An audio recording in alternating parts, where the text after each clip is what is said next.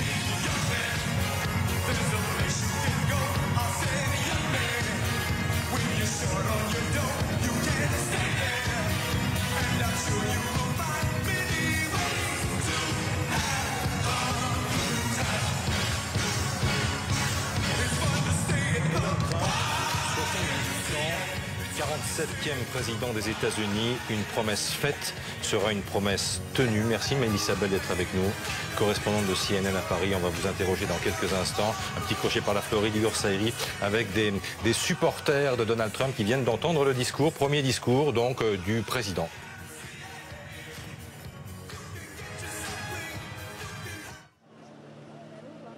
Ouais Christophe, je suis avec Michaela et Eric. Michaela vient de Géorgie et Eric vient de Floride. Et Michaela fait partie des membres de la campagne de Donald Trump. Michaela, what do you feel right now? Que You did a good job, ressentez-vous? right? Vous avez fait du bon travail.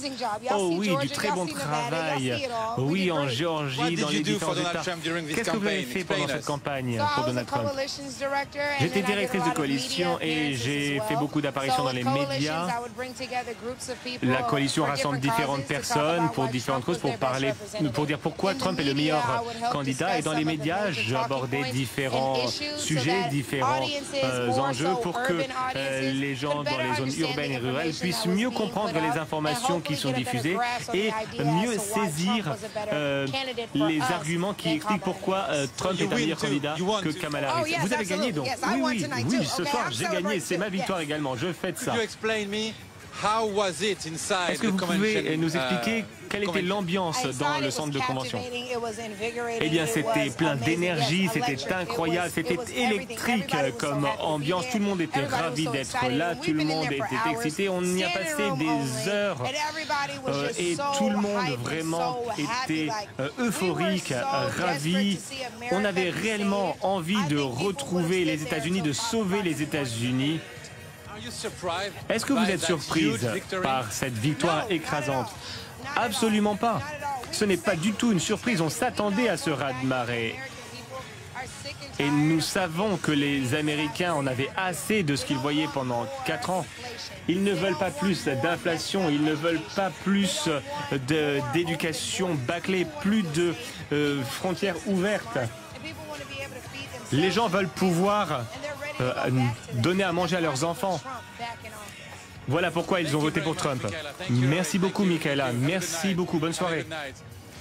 Voilà, tous les invités sont en train de partir. Vous les voyez, ils défilent ici, ils sortent de ce Convention Center. Tout à l'heure, il y avait une radio au milieu de la rue qui avait le son très fort. Et on pouvait écouter en direct le discours de Donald Trump avec tous ses sympathisants qui étaient ici sur la pelouse et juste en face du Convention Center. Donc, victoire qui est en train d'être célébrée ici à West Palm Springs. Chaque jour me battre avec chaque muscle de mon corps pour le retour de l'âge d'or des États-Unis d'Amérique. Voilà, c'est l'une des phrases prononcées par Donald Trump au terme de ce discours d'une quarantaine de minutes. Votre première réaction à ce discours, Mélissa Bell? C'est l'âge d'or dont il a beaucoup parlé en campagne et c'est vrai que on lui projette maintenant la Pennsylvanie, un discours de vainqueur avec un mandat très fort. Ce qui est remarquable, c'est à quel point il a réussi des scores plus encore qu'il ne l'avait fait avant, à quel point ses sympathisants sont sortis voter pour lui. Et c'est une victoire importante pour lui, étonnante dans son ampleur, en fait. Ouais. On avait prédit une course, une présidentielle très serrée, mais je pense que même les stratèges républicains ne s'attendaient pas à une victoire de cette ampleur. À quoi attribuez-vous ça? Au final, on se rend compte qu'on avait imaginé que cette parenthèse 2016 à 2020 était peut-être une parenthèse. Joe Biden avait gagné. Ça pouvait être considéré comme un sursaut de colère, un accès de quelque chose, un rejet de ce qui avait été avant. On se rend compte qu'en fait, la parenthèse, ça a été plutôt le retour des démocrates à la présidence. Ce qui est remarquable, c'est à quel point, souvenez-vous, en 2015, son message sur l'immigration, quand il est arrivé sur la scène politique, comme candidat à la primaire à l'époque, son message très radical sur l'immigration, sur l'économie, les tarifs, baisse des impôts, tarifs à la place, paraissait vraiment à l'extérieur des dogmatismes du Parti républicain. Aujourd'hui, ils s'inscrivent à l'intérieur d'une pensée pas simplement républicaine, mais manifestement américaine aujourd'hui. Il l'a répété au cours de son discours, Trump will fix it. On va tout réparer, nous allons aider à guérir notre pays, a dit Donald Trump. C'est son message qu'il rendra sa grandeur aux États-Unis avec une approche. Souvenez-vous, en 2016, quand il est arrivé au pouvoir la première fois, il y avait un certain chaos autour de lui. C'était inattendu. Il était moins bien entouré qu'il ne l'est aujourd'hui, avec des stratèges qui sont bien plus prêts à mettre en place une politique plus radicale, plus construite qu'on avait vu en 2016. Mathieu. Nous avons écrit l'histoire, c'est ce qu'a dit Donald Trump, et sur ce point, il a raison, parce que cette élection, c'est une victoire très large, un raz-de-marée, comme on l'appelle aux États-Unis. On attend le score définitif, mais lui projette 315 grands électeurs. Il gagne aussi le vote populaire, a priori, la Chambre des représentants, probablement, et le Sénat, c'est déjà fait. C'est-à-dire qu'il a quasiment aujourd'hui, ce matin, les pleins pouvoirs sur la politique américaine. Donald Trump a mis la main sur la politique américaine. Benoît Vallée avec des supporters de Donald Trump en Floride. Oui, évidemment, et vous allez l'entendre. On est avec Richard et Julia. Thank you very much. Merci beaucoup d'être avec nous ce soir. Vos premières impressions. Donald Trump vient de prendre la parole. Il a proclamé sa victoire. Oui, j'ai adoré. C'est formidable pour les États-Unis, pour l'Europe et pour le reste du monde. Que Dieu bénisse Trump, que Dieu bénisse l'Europe. Tout va bien, tout est formidable. Merci. Oui, c'est la meilleure soirée. Vraiment, je suis ravi, je suis euphorique. On attendait ça depuis longtemps. On a passé 4 années désastreuses. Trump fait ce qu'il fait parce qu'il aime son pays, il aime ses concitoyens et le reste du monde. Absolument. Vraiment, c'est un battant. Il a pris une balle pour nous, littéralement, et il va régler les problèmes de ce pays et du monde. On est vraiment très, très heureux.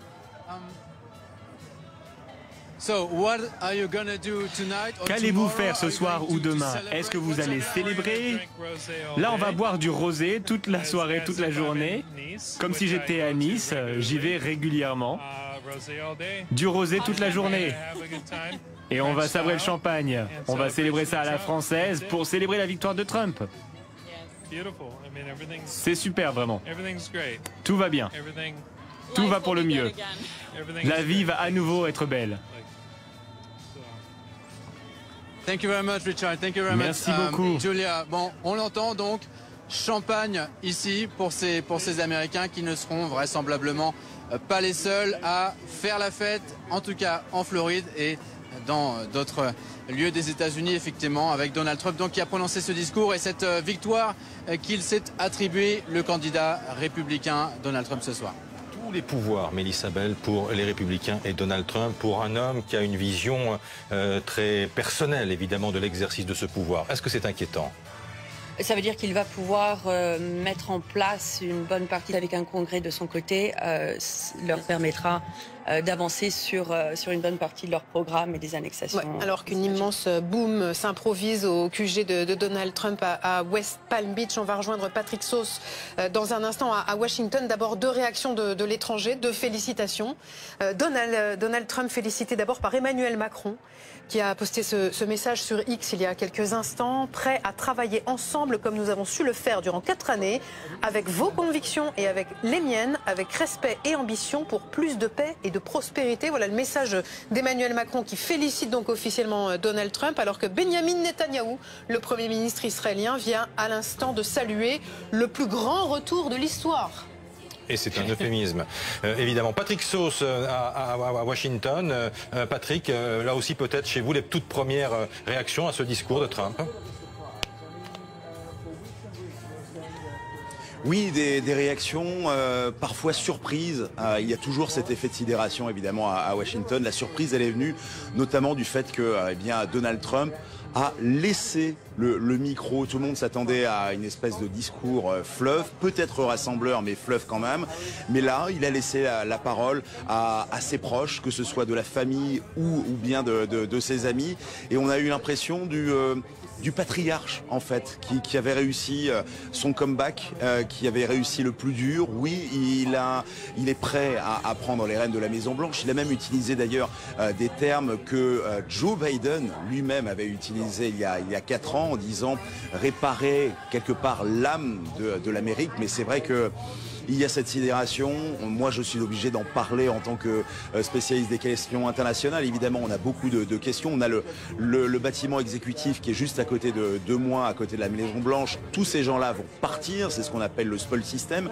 Mais est-ce qu'il va y avoir, il y avait des questions notamment du côté de la diplomatie française, est-ce qu'il va y avoir du coup une espèce de coup d'accélération de l'administration Biden finissante jusqu'au 20 janvier prochain, notamment sur le Proche-Orient? Parce qu'il n'y a plus rien à perdre maintenant. Il n'y a plus rien à perdre, il n'y a plus d'échéance électorale. Est-ce que sur l'Ukraine ce sera difficile, mais surtout sur le Proche-Orient, il va y avoir un discours de Joe Biden pour dire maintenant ça suffit. Il peut y avoir la poursuite d'une offensive limitée au Liban, mais par contre Gaza c'est terminé. Là aussi ce sera intéressant de voir de ce côté-là. Et puis on attend, parce que tout autour de la Maison-Blanche il y a des caméras du monde entier, mais il y a surtout beaucoup de caméras qui viennent du Mexique. Que vont penser les Mexicains de l'arrivée de Donald Trump, qui a promis, c'est l'une de ses premières mesures, il le fera dès le 20 ou 21 janvier, expulser 1 million de migrants. On attend de savoir comment il fera très concrètement, mais évidemment ces migrants, il veut les envoyer de côté de la frontière mexicaine. Et là aussi, il y a une espèce de vertige qui prend nos voisins de caméra, j'ai envie de dire, les Mexicains. Série, retour en Floride avec des supporters de Donald Trump. Igor? Oui, Christophe. Hi, guys. You were guests inside the convention center. Vous étiez au Convention Center. Est-ce que vous pouvez me dire comment vous appelez? Chelsea et David. Alors, Chelsea, comment c'était? Vous avez le sourire aux lèvres? C'était formidable, quelle énergie, quelle ambiance, tout le monde était ravi de retrouver tout le monde.